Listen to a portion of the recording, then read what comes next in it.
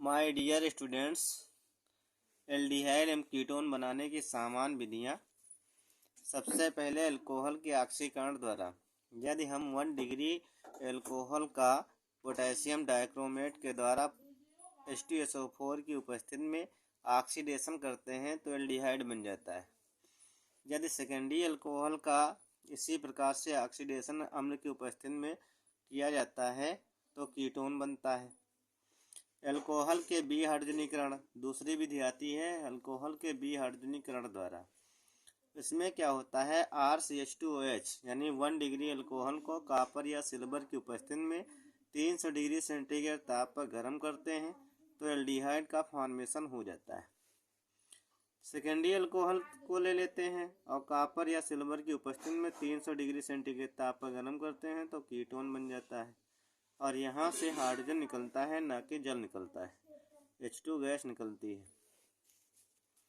By गिग्नार्ड reagent RMgX को हम hydrogen cyanide के साथ क्रिया कराते हैं तो इसका पाई बॉन्ड टूट जाता है और इससे निगेटिव चार्ज आता है, इससे Mgx जुड़ जाता है और R जो होता है वो कार्बन से जुड़ जाता है तो एक योगात्मक यौगिक बनता है जिसका जल अपघटन करते हैं तो एल्डिहाइड बन जाता है।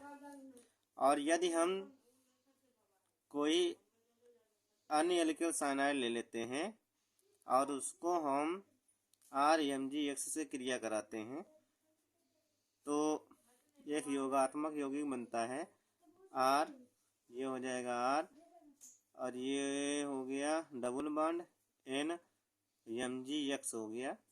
इसका जल अपघटन कराते हैं तो यह बन जाता है कीटोन बन जाता है, CO हो गया R और ये अमोनिया निकलेगी और प्लस निकल जाता है MgOH का OH और ये हो गया MgOH यक्स हो जाता है। रिएक्शन आती है इसकी निम्न के साथ रासायनिक क्रियाएं। तो सबसे पहले आता है HCN के साथ योग। इसमें क्या होता है, HCN जो होता है 2 भागों में टूटता है, H+ और CN-। कार्बोनिल का CO का पाई बॉन्ड टूट जाता है, इस पर निगेटिव चार्ज आता है जिससे हाइड्रोजन जुड़ जाता है और यह एल्डिहाइड साइनोहाइड्रिन का फॉर्मेशन हो जाता है।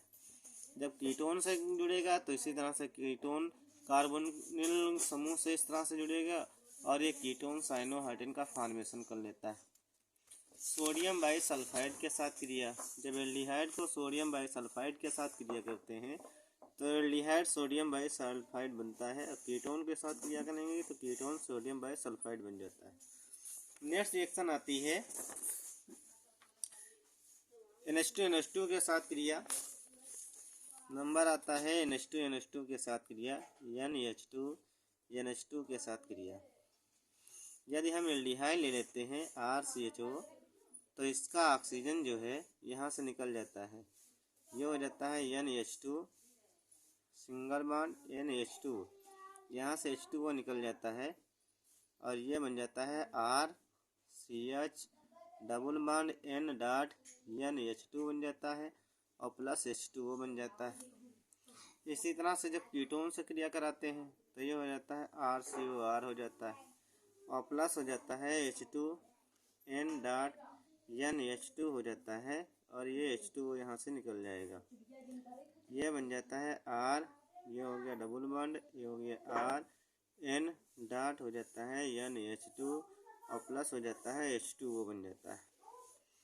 नेक्स्ट रिएक्शन आती है C6H5 फेनिल हाइड्रोजीन के साथ क्रिया। चौथी रिएक्शन आती है फेनिल हाइड्रोजीन के साथ क्रिया, C6H5 NH डॉट NH2 के साथ क्रिया।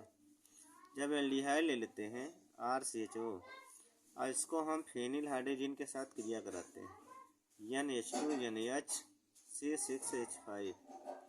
जब इसके साथ क्रिया कराएंगे तो H2 यहाँ से निकल जाता है और यह बन जाता है एल्डिहाइड फेनिल हाइड्रोजोन, ये बन जाता है RCH double bond N dot NH C6H5 बन जाता है।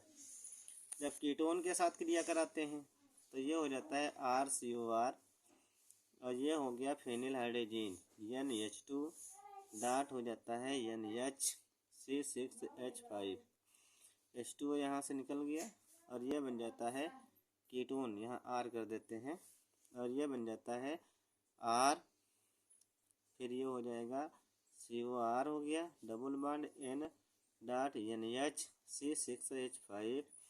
और प्लस हो जाता है H2O हो जाता है।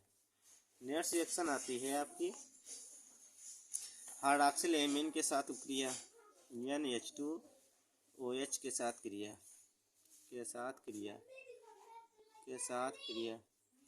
अब यहाँ पे क्या होता है, एल्डिहाइड ले लेते हैं, RCHO ले लिया। अब इसको हम हाइड्रॉक्सिल एमीन के साथ क्रिया कराते हैं। ये हो गया NH.NH2, ये H2 यहाँ से निकलता है और ये बन जाएगा R, ये हो गया हाइड्रोजन, ये डबल बॉन्ड N.OH हो जाता है। जब कीटोन के साथ क्रिया कराते हैं तो RCOR है, डबल बॉन्ड ऑक्सीजन प्लस हो जाता है H2N.OH, तो ये हो जाता है कीटोन हाइड्रॉक्सिल एमीन। R, ये हो गया डबल बॉन्ड N.OH हो जाता है। नेक्स्ट रिएक्शन आती है सेमी कार्बोजाइड के साथ क्रिया, NH2NH फिर CONH2 के साथ क्रिया तो ये हो जाता है RCHO और प्लस हो जाता है H2NNHCONH2 हो जाता है। तो ये यहाँ से H2O निकल जाता है और ये कीटोन एल्डिहाइड सेमी हाइड्रोजोन बन जाता है, N.NHCONH2 बन जाता है।